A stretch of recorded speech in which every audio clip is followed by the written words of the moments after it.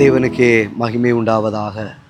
எனக்கு அன்பான தேவ பிள்ளைகளே, கர்த்தருடைய வார்த்தைகளை கேட்கும்படியாய் இந்த நேரத்தில் இந்த வசனத்தோடு கூட ஒன்றி இருக்கிறவர்களை தேவனாகிய கர்த்தர் கிருபையாய் வழி நடத்துவாராக. தேவனாகிய கர்த்தர் இவளோடு கூட பேச விரும்புகிற அவருடைய வார்த்தையாவது, நீதிமொழிகளின் புஸ்தகத்தில் 21ஆம் அதிகாரம் 23வது வசனத்திலே வாசிக்கிறோம். தன் வாயையும் தன் நாவையும் காக்கிறவன் தன் ஆத்துமாவை இடுக்கண்களுக்கு விலக்கி காக்கிறான். தன் வாயையும் தன் நாவையும் காக்கிறவன். இந்த வாயும் இந்த நாவும் மிக முக்கியமானது. ஏன் பாஸ்டர், நல்லா சாப்பிடலாம், நல்ல சுவையை ருசிக்கலாம் இல்லை? கர்த்தர் அருமையாய் இந்த வாயை நமக்கு ஏற்படுத்தி வைத்திருக்கிறார். அவருடைய துதியை சொல்லி வரும்படியாக, அவருடைய நாமத்தை உச்சரிக்கும்படியாக, நல்ல திருப்தியாக இருக்க வேண்டும் என்பதற்காக தான் கர்த்தர் கொடுத்தார். ஆனால் இன்றைக்கு அநேகர் தங்கள் வாயையும் நாவையும் காத்து கொள்ளுகிறதில்லை. சொல்லுவாங்கல்ல, அளவுக்கு மீறினால் அமிர்தமும் நஞ்சாய் போய்விடும். இன்னைக்கு இந்த வாயும் இந்த நாவும் அளவுக்கு மீறி அதை கடந்து போகிறது. ஆண்டவர் ஒரு லிமிட்டில் வைக்கணும்னு நினைக்கிறாரு, ஆனால் நீ செவி கொடுக்கறது இல்லை. போதும்பா நிறுத்துன்னு சொல்கிறாரு, உன் நாவை நீ கண்ட்ரோல் பண்ணுகிறது இல்லை. சிறிய ஒரு சுக்கம் படகை என்ன பண்ணுமா, அழகாக கொண்டு செல்லுமா. அப்போது அதே போல் உன் வாயில் இருக்கிறதான அந்த நாவு சின்ன ஒரு அவயவந்தான், சின்ன ஒரு அவயவந்தான். அதுக்கு எலும்பு இல்லை பார்த்தீங்களா? தன் வாயில் வந்தபடியெல்லாம் பேசுது, காட்டை கொளுத்தி விடுகிறது. சின்ன ஒரு நெருப்பு தான், காட்டை கொளுத்திடுது. நீங்கள் உங்கள் நாவில் நீங்கள் பேசுகிற வார்த்தைகள் அநேகரை காயப்படுத்துகிறது.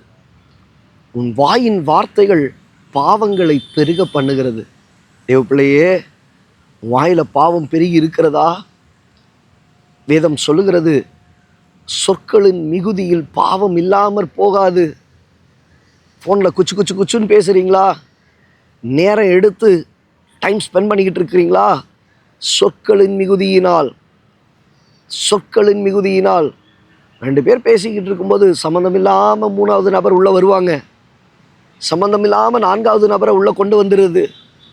ஊரையே உள்ளே கொண்டு வந்துடுது. கேட்டால் இவங்க 2 பேர் தான் ஞானவான்கள், இவங்க 2 பேர் மாத்திரம்தான் பரிசுத்தவான்கள், இவங்க 2 பேர் மாத்திரம்தான் எல்லாத்துலேயுமே பர்ஃபெக்டாக இருப்பாங்க, மற்றவங்கள எல்லாம் குறை சொல்லிக்கிட்டு இருப்பாங்க. வேண்டாம் வேண்டாம் வேண்டாம். நாவை அடக்க, வாயை காத்து கொள்ள, சம்மந்தமில்லாத நபர்களோடு கூட பேசி உங்கள் நேரத்தை செலவிட்டு வீண் வார்த்தைகளினாலே அலப்பிக் கொண்டிருக்கிறதான அனுபவங்கள் இருக்கிறதா? வீண் வார்த்தைகளினாலே அலப்பாதிருங்கள் என்று சொல்லி வசனம் அழகாக சொல்லுதே. ஆண்டவர் அதையும் தாண்டி பேசுகிறாரு. உன் வார்த்தைகள் எப்படி இருக்கட்டும், சுருக்கமாக இருப்பதாக. தேவன் வானத்தில் இருக்கிறார், நீ பூமியில் இருக்கிறாய். பல காரியங்களை கர்த்தர் பேசியிருக்கிறார். நீ உன் வார்த்தைகளை அடக்காத பட்சத்தில், உன் நாவை நீ அடக்காத பட்சத்தில், உன் வாயை நீ கண்ட்ரோல் பண்ணாத பட்சத்தில், வேதம் தெளிவாய் சொல்லுகிறது, உன் ஆத்துமா இடுக்கண்களிலே மாட்டிக்கொள்ளும். இடுக்கண்களில் உன்னால் வெளியே வர முடியாதுப்பா. ரெண்டுக்கு நடுவில் போய் நீ மாட்டிப்ப. 2க்கு நடுவில் நீ போய் மாட்டிப்ப. கடந்த நாளில் ஒரு நியூஸை பார்த்தேன். முடிவு பெறாத பாலம், அந்த பக்கம் வேலை நடந்துக்கிட்டு இருக்கு. ஒரு கார் வேகமாக வந்துட்டு இந்த பாலத்தோட எட்ஜிலையும் அந்த வேலை நடக்கிற இடத்துலையும் உள்ளே போய் மாட்டிக்கிச்சு. வெளியில் வர முடியல. அப்புறம் ஒரு ஏணியை வச்சு அந்த குறிப்பிட்ட நபரை எப்படியோ காப்பாற்றி விட்டார்கள். இடுக்கண்களுக்குள்ளாக மாட்டிக்கொள்ளுகிற ஒரு அனுபவம்.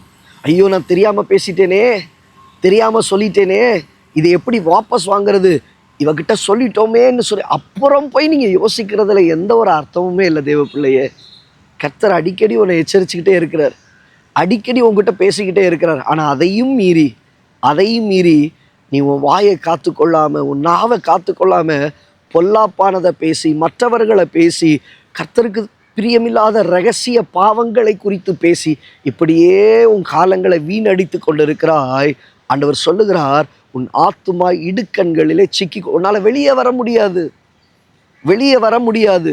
உன் ஆத்துமா மாட்டிக்கொள்ளுமே. வேண்டாம் தேவ பிள்ளையே. கர்த்தர் உன்னோடு கூட பேசுகிறார். வேண்டாம் தேவ பிள்ளையே. ஆண்டவர் சொல்லுகிறார், தன் வாயையும் தன் நாவையும் காத்து கொள்ளுகிறவன் தன் ஆத்துமாவை இடுக்கண்களுக்கு விலக்கி காத்து கொள்ளுகிறானா. அப்போ போய் மாட்டிக்காம உன் ஆத்மாவை நீ காத்துக்கொள்வ. அந்த ஆத்மா கர்த்தருக்கு பிரியமானதாக இருக்கும். அந்த ஆத்மா கர்த்தருடைய ராஜ்யத்திற்கு ஏற்றதாக இருக்கும். தேவனாகிய கர்த்தர் உங்களை கிருபையாய் பாதுகாத்து பாதுகாத்து இடுக்கண்களுக்கு விலக்கி ஆண்டவர் நடத்துவாராக. கர்த்தர் நடத்துவாராக. கண்களை மூடி ஜெபிக்கலாம். பரலோக பிதாவே, குமாரன இயேசு கிறிஸ்துவின் நாமத்தினாலே இப்படி சமூகத்துக்கு நேராக நாங்கள் வருகிறோம். இந்த வார்த்தைகளை கேட்ட உடைய பிள்ளைகளுடைய வாழ்க்கையில் தன் வாயையும் தன் நாவையும் காத்து கொள்ளுகிற ஒரு அனுபவத்தை தருவீராக. ஆத்துமாவை இடுக்கண்களுக்கு விலக்கி பாதுகாக்க உதவி செய்வீராக.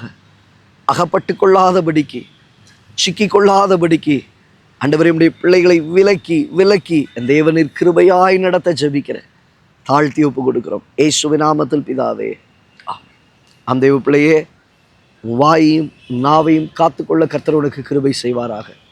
உன் ஆத்மாவை இடுக்கண்களுக்கு விலக்கி பாதுகாத்துக்கொள். தேவனாகிய கர்த்தர் உங்களுக்கு வைத்திருக்கிற நன்மையும் ஆசீர்வாதத்தையும் சுதந்திரிக்க உதவி செய்வார். அடுத்த நிலையில் கர்த்தர் உங்களை உயர்த்துவார். God bless you. God bless you.